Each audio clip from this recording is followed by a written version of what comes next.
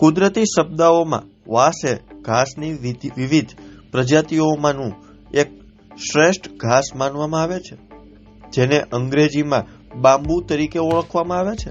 પ્રકૃતિનું હરિત કંચન કહેવાતું વાંસ આજે માત્ર ઉપયોગી સામગ્રી નહીં, પરંતુ એક સુગંધ કલાત્મક ઉદ્યોગનું સ્વરૂપ ધારણ કરી ચૂક્યું છે.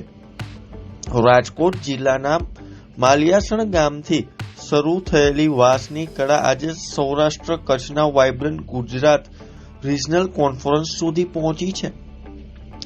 આ કળાને ઘર ઘરમાં ઓળખ આપવાનું કાર્ય માલિયાસણ ગામના નકુમ પરિવારની ચોથી પેઢી એટલે કે છોટુભાઈ નકુમ અને તેમના પરિવાર દ્વારા કરવામાં આવી રહ્યું છે. સરકારની પ્રોત્સાહક નીતિઓના કારણે આજે પરંપરાગત કલાકારોની કલા અને બનાવટો સ્થાનિક બજાર સુધી સીમિત ન રહે, પરંતુ દેશ વિદેશમાં પણ પોતાની ઓળખ બનાવી રહે.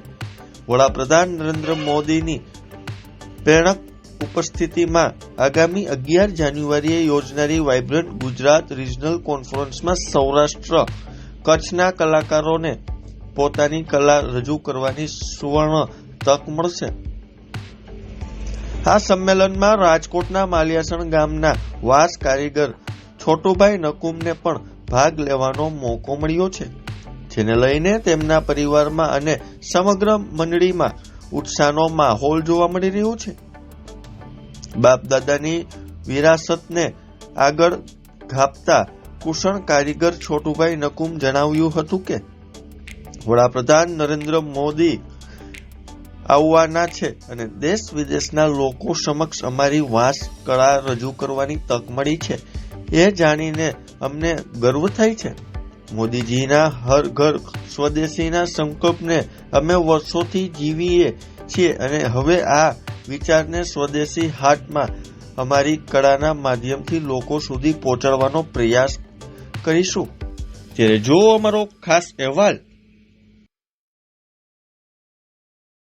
મારું નામ રૂપાબેન છે. હું જેસારદા વાંસ ઉદ્યોગ મંડળીમાંથી બોલું છું.